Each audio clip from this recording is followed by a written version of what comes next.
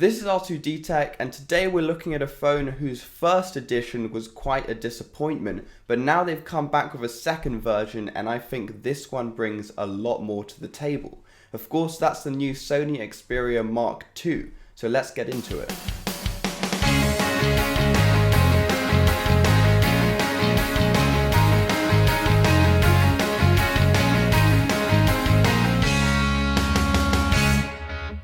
Now straight away, Sony have kept a very similar design to the original model in the sense that they've kept the 21:9 aspect ratio.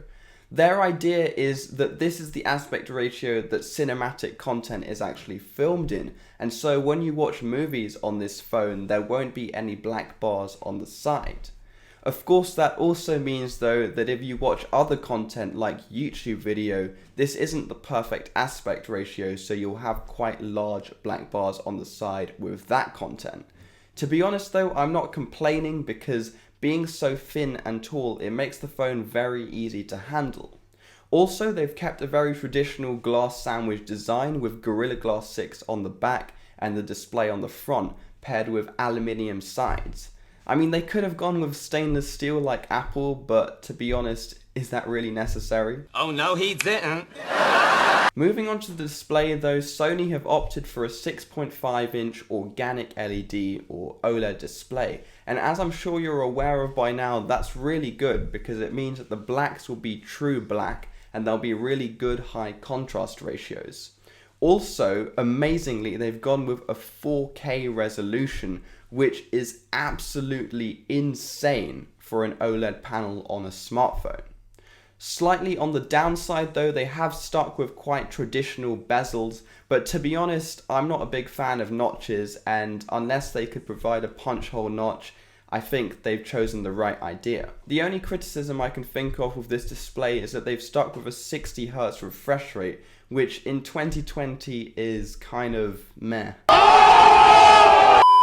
Another impressive feature is the camera, and along with the main camera app, which is for more automatic control, you also get a Photography Pro and Cinematography Pro app, and these allow you to delve more into the pro and manual controls of the phone, including be able to film video at 25 frames per second, but also be able to film 2K slow motion video at 120 frames per second, and that is of course higher resolution for slow-mo than you'd normally find on other phones. So on the back you get 3 cameras and 1 depth sensor. All 3 cameras are 12 megapixels and one of them is a main camera, the other is an ultra wide, and finally you also get a 3x telephoto.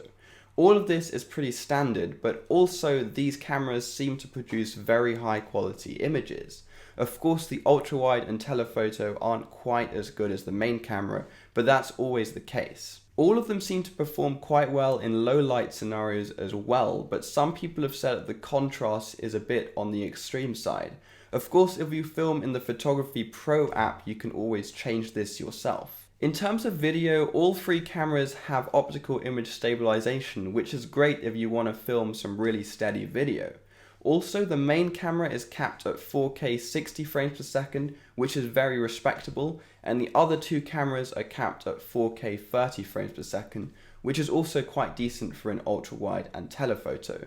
For some weird reason though, you can only access that 4K 60 frames per second on the main camera if you're shooting with the normal camera app. I think that might change though in a software update. Now the selfie camera, as expected, is not quite on the same level. Of course, it doesn't have optical image stabilization and it's 8 megapixels, not 12. Also though, the video is capped at 1080p 30 frames per second, which is quite disappointing to be honest, especially since the camera is one of the main selling features of this phone. Lots of other phones this year have 4K resolution on the selfie camera, and I don't know what Sony were thinking because it doesn't quite add up. What am I? Stupid? Apart from video though, we can't complain because the photos which come out of this selfie camera do look quite good. And also, if you download something like Gcam, then you can always have access to some of that Google processing. Now onto software, which I think Sony did a great job on. They decided to go with a more stock Android experience like you get on the Pixel, of course with the addition of some of their own apps. I think this is a really good idea, and I definitely give that a thumbs up, since that's the way Google intended the software to be. Now, you do get the latest and greatest Snapdragon 865 processor from Qualcomm, which of course is going to make the phone very rapid and give you some 5G capabilities. On the other hand though, I do think that if they'd given you a higher refresh rate display, the software would have seemed even more fluid, but since they did provide the 4K resolution, I'm definitely not complaining. You also get 256GB of storage, which is the only option, but they do allow expandable storage, which is always great to see, so you can get a lot of extra storage for a lot less money. In addition to this, you get 8GB of RAM, which is plenty, and you also get a 4000 mAh battery.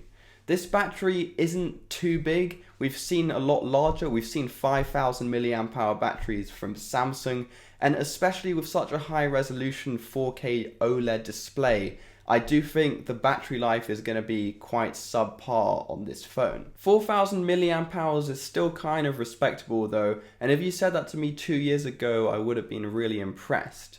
Hopefully though, with the 60Hz refresh rate panel instead of a higher refresh rate, this will kind of counteract the battery drainage depending on your use. Speaking of battery drainage though, when you do want to charge your phone, you get an 18-watt power brick in the box, which I would say isn't the best considering other companies are now providing much higher wattage than this, but comparing to a company like Apple, who sell very premium £1,000 phones and still give you like a 5-watt charger in the box, I have to say that 18 watts is still quite respectable. Burn!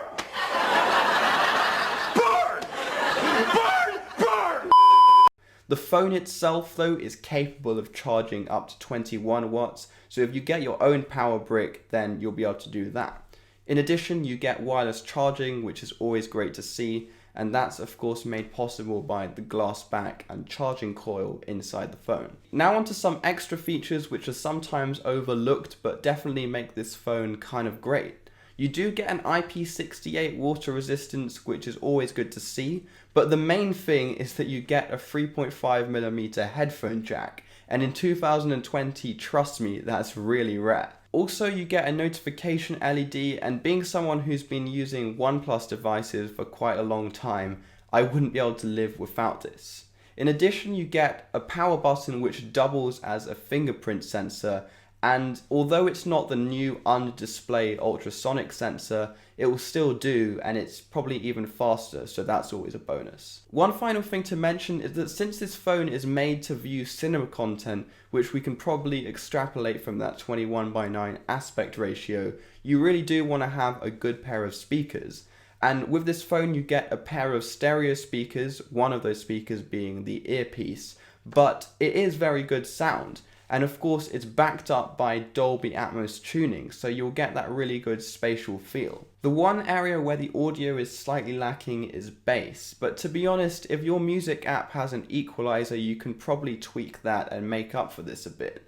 Also, I do think that the stereo sound is much more important than having really extreme bass. That's just me though. I don't find bass to be that important on a smartphone, but I'd love to hear what you guys think in the comment section below. Now that we've done the main breakdown of this new device, there's still a couple more things to mention. Number one, that it comes in black or purple. I'm guessing most of you will gravitate towards black, but purple's always a fun option. Also, it costs around 1.2K. Or in other words, $1,200. Yes, it might seem like a very steep price point, but when you compare it to other similarly spec'd phones in 2020, you'll quickly realize that that's just the general trend, as ridiculous as it might be. Anyway, that's the rundown for this phone. In the end, it's up to you whether you buy it or not. All I'll say is that 4K display is quite appealing, and also the cameras are definitely above average. That's it for this week. If you liked the video, then please leave a thumbs up button. And if you want to see more content like this in the future, then consider subscribing and hitting the notification bell below.